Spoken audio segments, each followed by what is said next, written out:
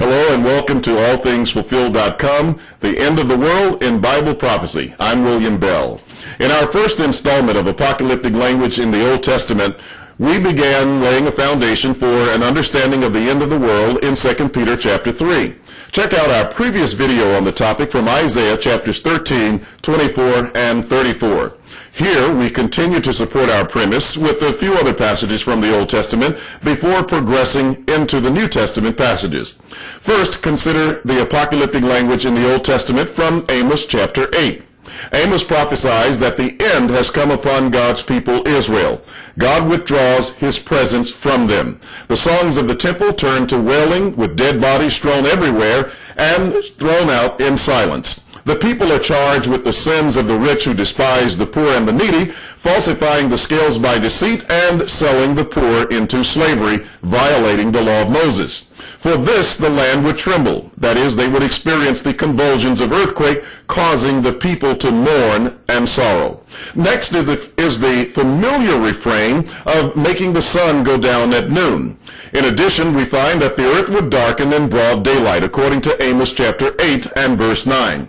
Amos, in keeping stride with all the prophets, depicts this as the destruction of Israel by the Assyrian army in 722 BC, and he calls it the destruction of heaven and earth.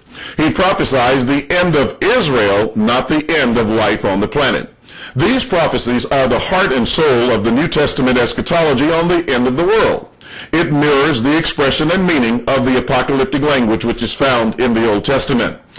In addition, Zephaniah offers more apocalyptic language in the Old Testament. Zephaniah prophesies that God would utterly consume everything from the face of the land, that is, both man and beast, the birds of the heaven, even consuming the fish of the sea, according to Zephaniah chapter 1, verses 2 and 3.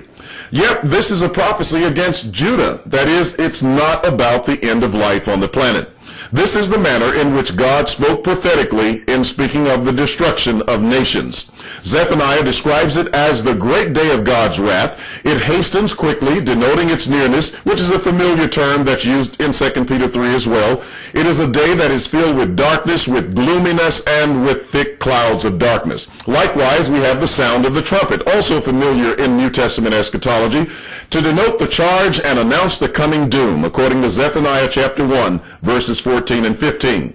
Therefore, what we find in these texts is the language of battle, destruction, and decreation, not as a reference to the eradication of life on the planet as we experience it today. These were prophetic judgments of God against the ancient nations. It expresses the meaning of apocalyptic language in the Old Testament. It also serves as the basis of understanding the New Testament end of the world passages in the way a Jew of that day and time would have normally understood it. Perhaps our disconnect from the ancient world results in too much speculation about which the Bible says nothing, namely the destruction of the material universe. Stay tuned for our next study where we're going to consider Joel chapter 2. And Joel gives us not only the Old Testament genre of passages and language that describe the end of the world in his day as contemporary, referring to the destruction of Jerusalem in the 6th century by Nebuchadnezzar, but he also gives us a transition in that very same chapter to the New Testament eschatology, often quoted in the Gospels and in the epistles of the New Testament. Stay tuned. I'm William Bell with allthingsfulfilled.com.